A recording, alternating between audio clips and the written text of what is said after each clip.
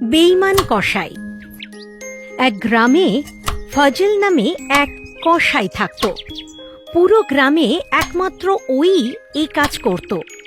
সেই জন্য যখনই কারোর চিকেন বা মাটনের প্রয়োজন হতো তখনই ওদের ফজলের দোকানেই আসতে হতো। কিন্তু ফজল ছিল বেঈমান কসাই। ও সবসময়ই ওজন করার সময় লোকেদের ঠকাতো। ভাই ফজল, 1 কিলো চিকেন দাও তো। হ্যাঁ হ্যাঁ হ্যাঁ, নিশ্চয়ই।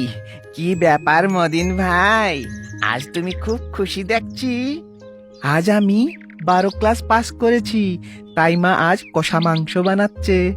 মদিন একটু অন্যমনস্ক হতেই ফজল চট করে কম ওজনের মাংস প্যাক করে মদিনকে দিয়ে দেয়। এভাবেই ও সবাইকে ঠকাতো।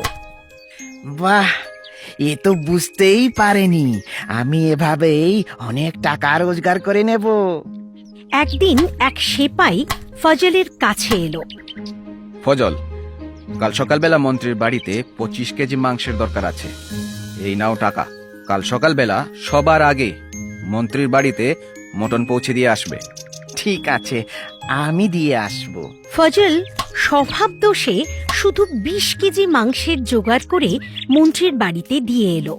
তুমি ফজলকে দিয়ে ক কেজি মাংস আনিয়েছিলে? 25 কেজি হুজুর। তাইলে মাংস কম হলো কি করে? এর আগে অন্য গ্রাম থেকে 25 কেজি মাংস আনিয়েছিলাম, তখন তো মাংস অনেক বেশি ছিল। নিশ্চয়ই রাধুনী মাংস গায়েব করেছে। রাধুনীকে ডেকে পাঠাও। আগে দেখেছেন হুজুর? কি ব্যাপার ভায়া, এর আগের বার তো মটন বাড়তি হয়েছিল, এইবার কি হলো? খাবার কমে গেল কেন? মটন গায়েব করে দিলে নাকি? আগে না হুজুর, যতটুকু মটন এসেছিল তার সবটুকুই তো আমি বানিয়ে দিয়েছিলাম, এতে আমার কোনো হাত নেই হুজুর। তাইলে এটা নিশ্চয়ই ফজলের কাজ।